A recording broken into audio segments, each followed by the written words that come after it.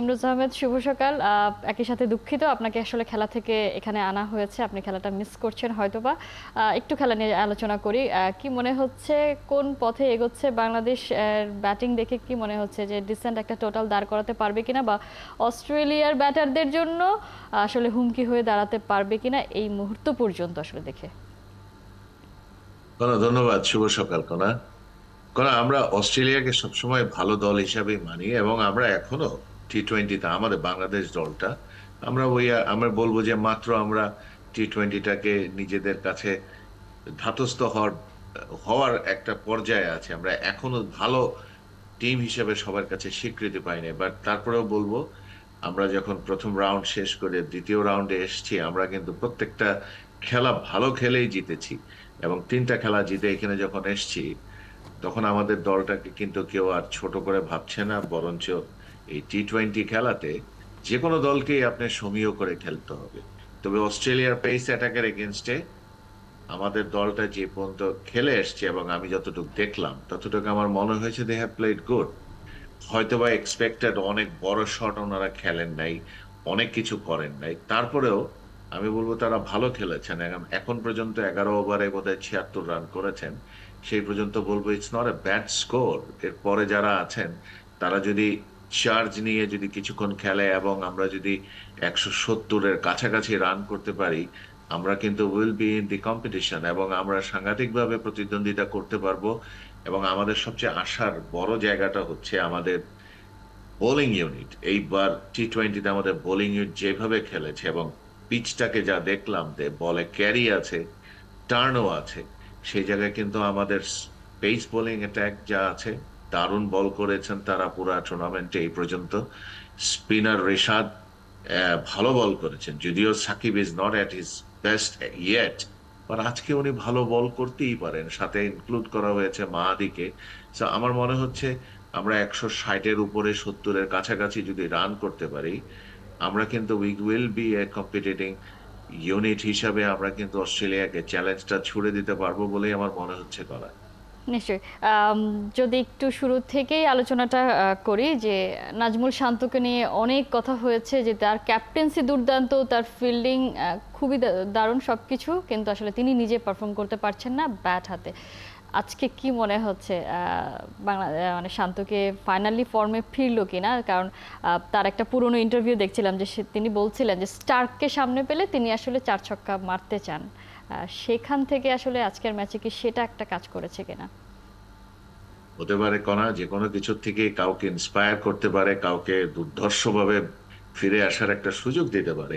শান্তকে আমরা কখনোই খারাপ ব্যাটসম্যান হিসাবে চিন্তা করি না, বাট শান্তর লাক যাচ্ছিল না এবং শান্ত কিছু কিছু মিস্টেক তো অবশ্যই করেছেন। ওনার একটু সময় লাগে টি-20তে সেটেল হতে, যেই সুযোগটা টি-20তে খুব কম পাওয়া যায়। বাট আজকে উনি যেভাবে খেলছেন, আমার মনে হয় ওনার ভাগ্য ভালো থাকলে উনি আজকের প্রথম হয়তো বা ওয়ার্ল্ড কাপের এই 50টা করতে পারবেন এবং উনি ভালো ইমরোজ আহমেদ, খেলছেন। আপনি বলতে বলতেই আসলে নাজমুল শান্ত ফিরছেন। 41 রানে আসলে আউট হয়ে গেছেন নাজমুল শান্ত। তারপরে যদি তার দুর্ভাগ্য ওভারঅল না। পারফরমেন্সটা নিয়ে যদি আসলে বলি। উনি উনি দেখেন, সবাই সব সময় লাক চলে না। আপনি বিরাট কোহলিকে খুবই খুবই ম্লান মনে হচ্ছে এবার ওয়ার্ল্ড কাপে, ওয়ার্ল্ডের one of the top batsman. So অনেক সময় দেখা যায় যে যে কোনো কারণেই হোক, আপনার ভাগ্য সাথে না থাকতে পারে, আপনি যে কোনো কারণে একটু পিছিয়ে যেতে পারেন। সেই জায়গা থেকে বলবো শান্তর এবার ব্যাট প্যাচ যাচ্ছে, বাট উনি যেভাবে আমাদের দলটাকে অস্ট্রেলিয়ার মতন দলের এগেনস্টে স্টার্টিংটা দিয়েছেন, দু চারটা যে উনি বিগ হিট করেছেন, আমার কাছে মনে হয়েছে শান্ত সেটা ফিল করতে পেরেছেন he is the team captain এবং তাকে ফিরে আসা খুবই প্রয়োজন। এবং আমি মনে করি তার আজকের ইনিংসটা কোয়াইট ইন্সপায়ারিং এবং উনি ভালো খেলেছেন এবং এই শক্তিটা নিয়ে এবং এই এই ইন্সপায়ারেশনটা নিয়ে যদি উনি পরবর্তী দুটা ম্যাচেও খেলেন, উনি ভালো করবেন এটাই আমরা আশা করতে পারি। বাট ক্রিকেট আনসার্টেন গেম, আনসার্টেনিটিতে ভরা কমপ্লিটলি টি-20। সে জায়গায় আপনি সব সময় আমরা যেভাবে আশা করছি সেই রকমটা যে হবে, সেরকমটা নাও হতে পারে কনা। বাট নিশ্চয়ই। তারপরেও বলবো Shanto has done extremely well. ওনার টিম ক্যাপ্টেন্সি ভালো লেগেছে আমার। হয়তো বা অনেকে অনেক রকম ক্রিটিসিজম করতেই পারেন, সেটা স্বাভাবিক। যে কোনো দলের চ্যাম্পিয়ন দলেরও ক্রিটিসিজম থাকে। কারণ আমরা কিন্তু ছোট দল বলবো না, আমরা মাঝারি দল হিসাবে T20-তে আমরা কিন্তু ভালো করেছি, এবং এই বিশ্বকাপের যেই রেজাল্টটাই এখন পর্যন্ত আমরা পেয়েছি, আমরা মনে হয় এর থেকে বেশি, খুব বেশি কি আমরা আশা করেছিলাম? আমি অন্ততপক্ষে আপনাকে সবসময় বলেছি আপনার সাথে কথা বলে যে আমরা দ্বিতীয় রাউন্ড পর্যন্ত আমাদের ফোকাস থাকবে, এরপরে will fight it out, let's see what happens. এবং তাই কিন্তু হচ্ছে, এবং আমি আশা করছি আমরা will give a good fight. আমি এখনই বলছি না এখান থেকে আমরা সেমিফাইনালে যাব, বাট সেমিফাইনালে যাওয়া কি অসম্ভব? সম্ভবত অসম্ভব না। আমরা এখনো আশা ধরে রাখতে চাই কোনা, এবং সম্ভব হতে পারে। এবং সেই জায়গাটায় আমাদের প্লেয়াররা ভালো খেলবেন, এবং এইটাই একটা মাইলস্টোন হয়ে থাকবে আমাদের পরবর্তী সময়ের জন্য।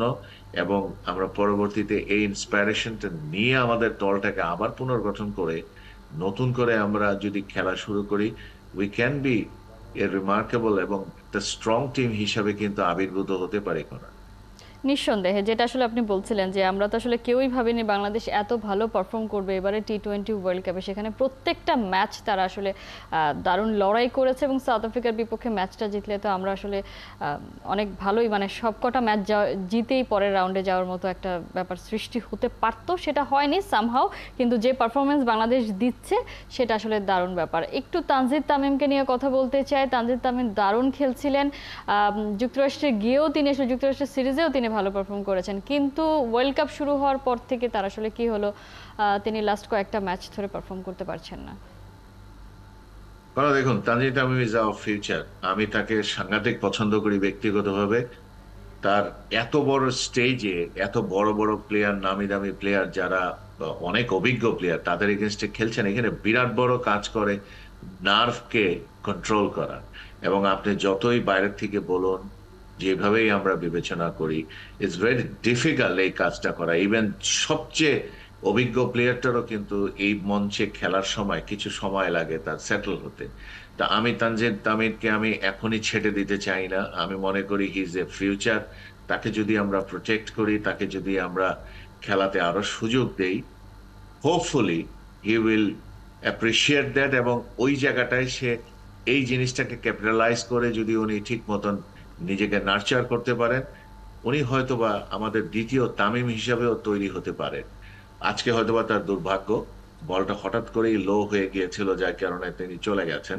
কিন্তু আমি বলবো স্টিল উনি one of the best player আমাদের দলের, এবং ওনার উপরে আমাদের আস্থা রাখা ভালো এবং আস্থা রাখা উচিত। কারণ একটা এই বিশ্বমানের খেলোয়াড়কে তৈরি করতে আসলে আমাদের তাকে অপরচুনিটি দিতে হবে, এবং অপরচুনিটি দেওয়ার সাথে সাথে যদি তিনি সেটাকে ক্যাপিটালাইজ করতে পারেন, যেটা তানজিদ তামিম প্রায় করেছেন। অনেক জায়গায় খুবই ভালো খেলেছেন, অনেক সুন্দর সুন্দর শট খেলেছেন, বাট কোনো কোনো জায়গায় হয়তো অভিজ্ঞতার একটু ঘাটতি থাকাতে কিছু বোলারকে ফেস করার সময় কিছুটা তার অনভিজ্ঞতার কারণেও কিন্তু তিনি তার উইকেট বিলিয়ে দিয়েছেন। সেই জায়গাগুলো যদি অ্যাড্রেস করা হয়, এই জিনিসগুলো অটোমেটিক্যালি সিনিয়র প্লেয়ারদের সাথে ড্রেসিং রুম শেয়ার করা, কোচের নিবিড় পর্যবেক্ষণ, এবং তাকে ওই টোটকাগুলো যদি দিতে পারেন, আমার মনে হয় Tanzid Tamim will be one of our best player.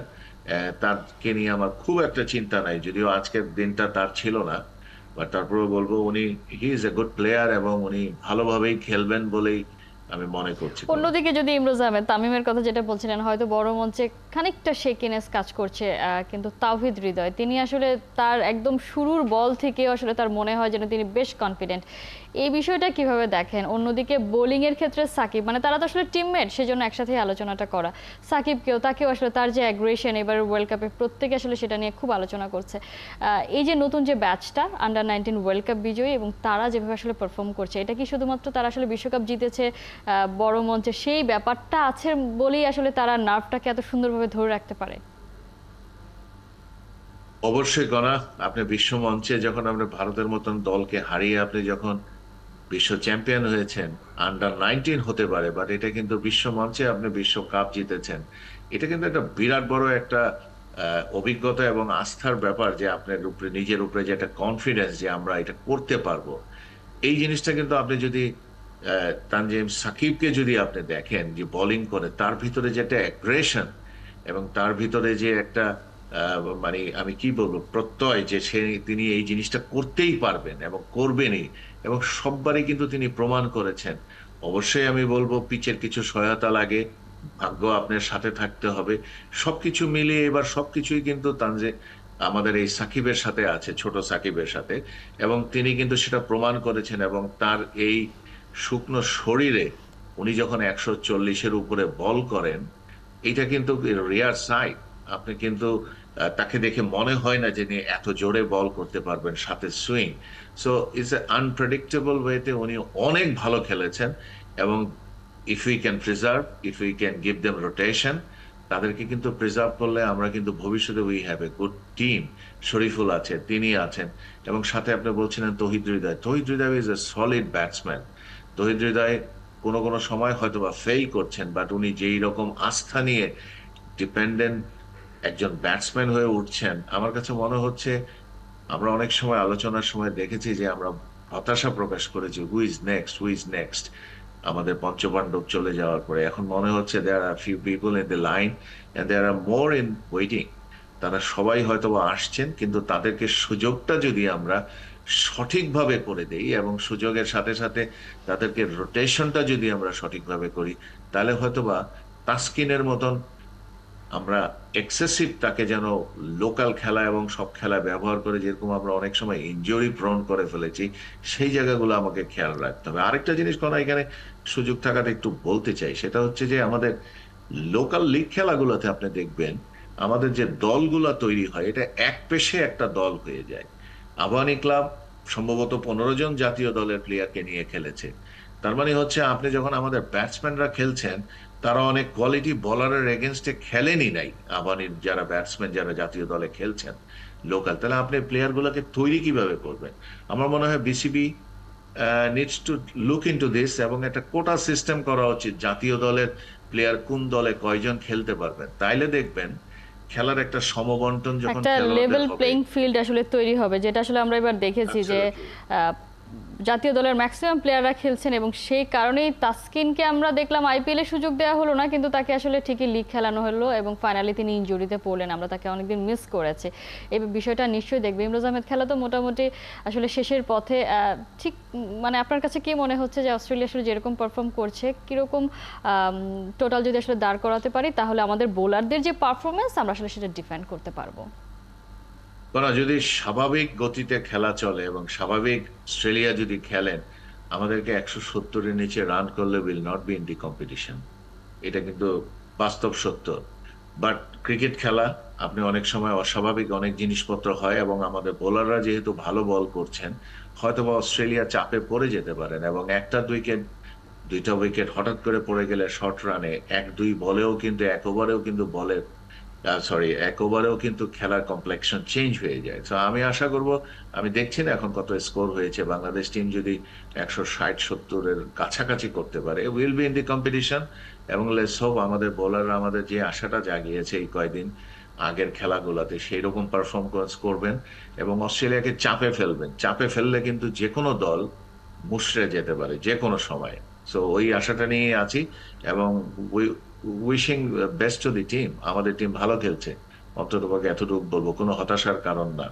তারা ভালো খেলছেন এবং আমরা সবাই তাকে সাপোর্ট করি, এটাই আমি চাবো। নিশ্চয়ই। আজকে তো শেখ মাহেদী আছে, তার কাছে এক্সপেকটেশনটা কেমন হবে? তিনি নতুন বলে আসলে দুর্দান্ত পারফর্ম করেন। দেখেন, শেখ মাহিদির ইনক্লুশন ওয়াজ ভেরি অবভিয়াস। আমরা কালকেও অনেকের সাথে আলাপ করছিলাম যে আমার মনে হচ্ছিল জাকেরের পরিবর্তে মাহাদিকে নিলে বেটার হবে, এই কারণে যে আমরা একটা বোলিং অপশন এক্সট্রা পাচ্ছি। এই মাঠে স্পিন ধরছে, এই মাঠে স্পিনাররা কিছু অ্যাডভান্টেজ পাবে, সেই জায়গা থেকে মাহাদির ইনক্লুশন। এবং জাকের যেই যে পরিমাণ পারফর্ম করেছেন, আমার মনে হয় জাকেরের প্রতি আমাদের যে আশাটা ছিল তার থেকে একটু বিলো পার উনি পারফর্ম করেছেন। হতে পারে এটা বড় মঞ্চ, অনেক সময় সঠিক সময়ে নামতে পারেন নাই, সঠিক সময়টা উনি পান নাই, সেই কারণে হতে পারে। বাট আমি বলছি না জাকির খারাপ ব্যাটসম্যান, জাকির ভালো, কিন্তু করতে পারেন নাই উনি হয়তো বা আশা অনুরূপ সেই রকম সেই জায়গা থেকে মাহাদিকে দিলে হয়তোবা দুইটা অ্যাডভান্টেজ আমরা পাচ্ছি। একটা, Mahedi is a super fielder, Mahedi is a good bowler, as well he is a bat, সাংঘাতিক ভালো ব্যাটিং করেন উনি, আমরা দেখেছি এর আগে টি-20-তে। সো উনি হয়তো সুযোগই খুব কম সময়ের জন্য পাবেন ব্যাটিং এ, যদি পান হয়তো বা ভালো করবেন।